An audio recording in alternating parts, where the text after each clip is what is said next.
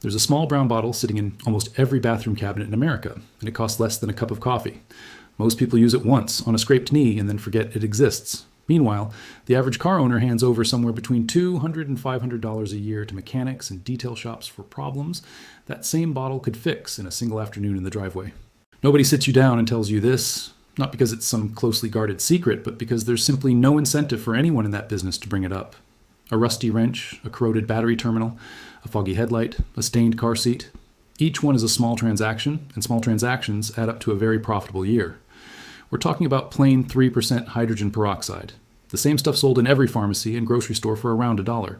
Not the industrial grade version, just the ordinary drugstore bottle. And once you understand what it actually does at a chemical level, you'll wonder why nobody handed you this information sooner.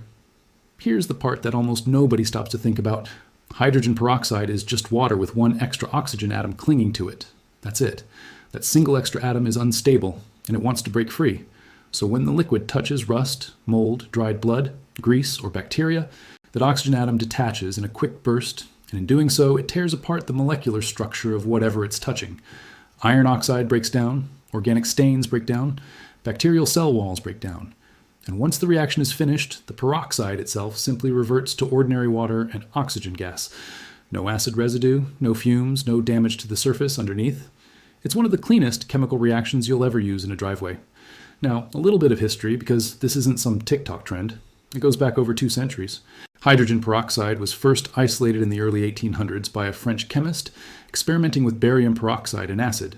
For decades, it was mostly a laboratory curiosity, until hospitals and battlefield medics realized how effective it was at disinfecting wounds without the harsh side effects of stronger antiseptics. By the 20th century, it had found its way into hair bleach, textile manufacturing, and eventually the family medicine cabinet. What almost nobody carried forward from that history is that the exact same oxidizing reaction that cleans a wound also dissolves rust, breaks down grime, and lifts stains out of fabric. The chemistry never changed, only the marketing around it did. So why doesn't this get talked about more in the auto world? It's not some grand conspiracy, it's just how service industries are structured.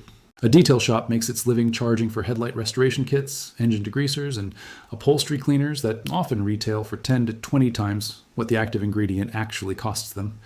A $1 bottle of peroxide doesn't fit into that business model, so it simply never gets recommended. It's the same reason a restaurant won't hand you the recipe for their signature sauce. It's not malicious, it's just business. Let's get into where this actually pays off, starting with your tools.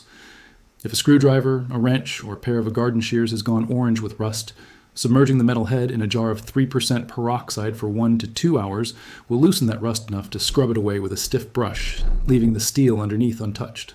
Commercial rust removers run $10 to $20 a bottle and are usually loaded with acids that eat into good metal along with the bad. This method only reacts with the oxidized layer, which means tools people were ready to throw away come back to life instead. Move over to your battery, and that crusty white or greenish buildup on the terminals is very likely the reason your car struggles to start on a cold morning.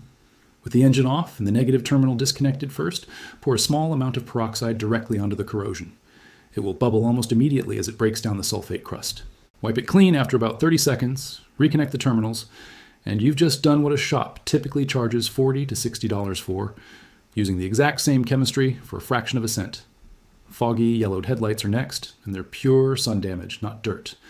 Auto detailers can charge anywhere from $80 to over $200 to restore them. Mix peroxide with a bit of baking soda into a light paste, work it into the lens in small circles for 2 or 3 minutes, then rinse and dry with a microfiber cloth. The oxidized haze lifts off the surface and your headlights start throwing light properly again, which matters a lot more than cosmetics once the sun goes down. The one that surprises people the most is what this does inside the cabin. Cloth seats and floor mats trap sweat, spilled coffee, pet hair, and a quiet layer of bacteria. That's the real reason your car smells stale no matter how many air fresheners you hang from the mirror. A full interior detail at a shop runs anywhere from $150 to $250. Mix 1 cup of peroxide with a teaspoon of dish soap and a tablespoon of baking soda in a spray bottle.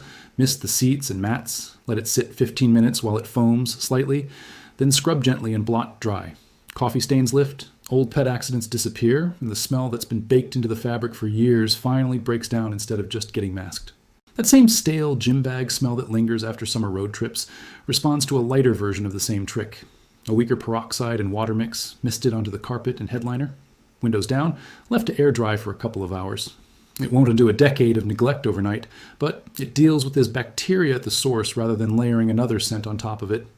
Under the hood, a 1-to-1 mix of peroxide and water sprayed onto plastic engine covers and non-electrical components, left for 5 minutes and wiped clean, cuts through built-up grease without leaving the slick, dust-attracting residue that canned engine degreasers tend to leave behind.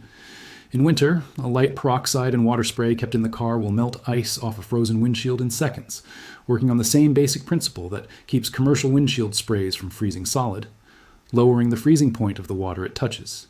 Blood and other organic stains on upholstery, whether from a kid's nosebleed or a car-sick pet, respond almost instantly.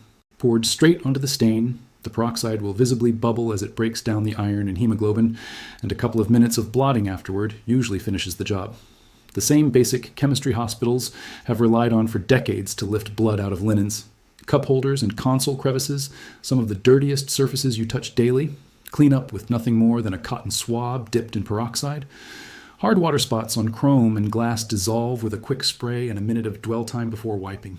And that faded, chalky gray plastic trim around your headlights and door handles can be restored to something close to its original black by wiping it down with a peroxide-soaked rag and letting it dry. No $15 to $25 trim restorer required. A few honest precautions before you try any of this. Stick to the standard 3% concentration. Anything stronger is industrial grade and can burn skin.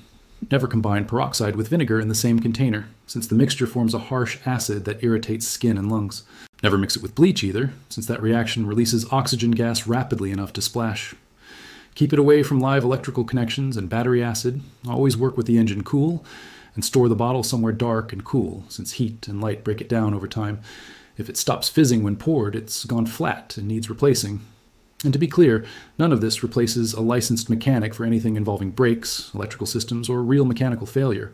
This is about the routine maintenance and cosmetic upkeep that shops quietly mark up, not the safety-critical stuff. At the end of the day, this isn't really about hydrogen peroxide. It's about noticing how many small, everyday costs we accept, simply because nobody ever laid out the alternative. That dollar bottle in your cabinet has been capable of all of this the whole time. The only thing that changed is that now you know it.